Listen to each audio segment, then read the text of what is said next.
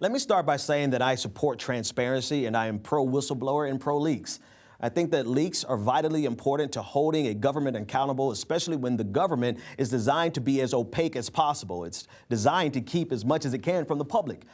Leaks have played a vital role in cracking down on torture, black sites, rendition, and Edward Snowden helped expose the extent to which the United States government was and is spying on its citizens.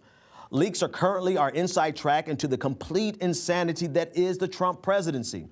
So before I say anything else, I want to get that on the record, even though I'm sure what I'm getting ready to say is going to negate everything I just said for a particular demographic and make me a lot of enemies. But you know, I'm going to say it anyway.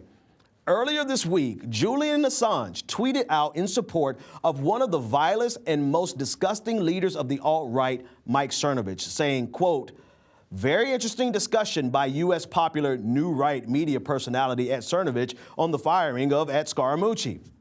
New Right, Julian? Really? No, it's not the New Right, and good trying to rename the alt-right as the New Right in hopes of not having you and Wikileaks associated with the truth of what the alt-right actually is.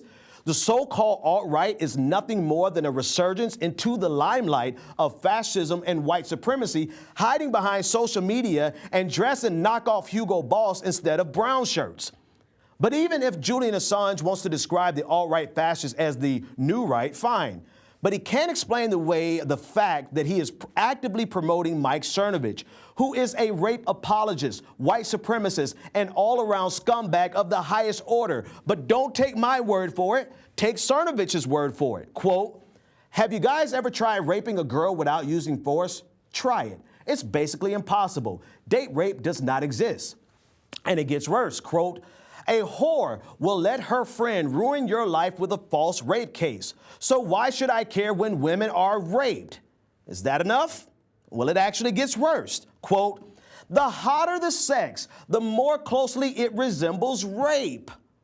Now, if being a predator fascinated with rape wasn't enough, here is Cernovich's crown jewel that features both his rape fetish and his white supremacy. Quote, "Today we have a moment of silence for Trayvon Martin's rape victims." Kidding. He got before he was able to rape anyone.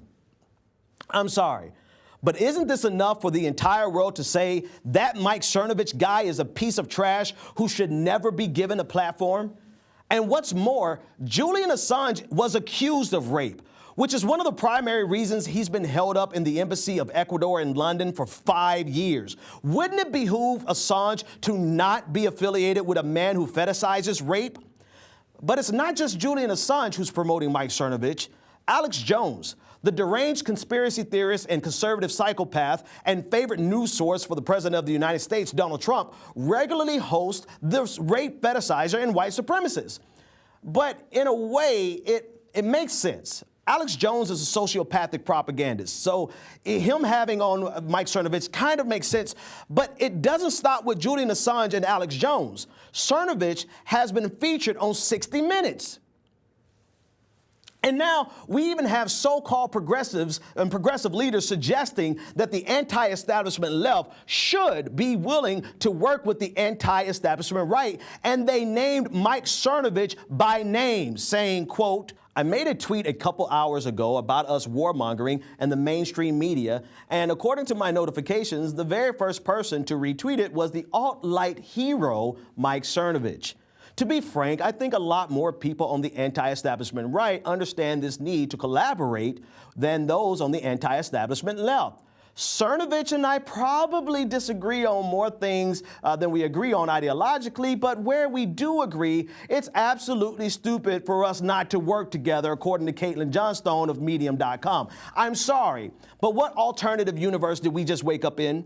When is it okay to promote or collaborate with someone who fetishizes about rape and promotes white supremacy? Can you answer that for me, Julian? The bottom line is this. Anyone who directly or indirectly promotes someone like Mike Cernovich or people like him have absolutely no integrity and no ethical standards to stand on. There are plenty of people who say things that I like or agree with, but because of how disgusting of a human being they are, I refuse to share their content, share their videos, their tweets, or anything else by them. It doesn't matter that they say one thing that you agree with. I refuse to let my name, my brand, or my work to be sullied by their filth. And you would think that that made sense. But apparently to Julian Assange, Alex Jones, and others, that's too much of a purity test to not be affiliated with the rape fetishizer and a white supremacist. And that's kind of funny, because didn't we literally just come through 18 months of primaries and a general election where everyone was enforcing a purity test, but now suddenly we're being too ridiculous when we say that we will not deal with anyone who thinks that promoting a raging sexist and racist is acceptable? Do better, people. I'm Benjamin Dixon, and this is Content.News, news where we're free to tell the truth and not care who doesn't like it.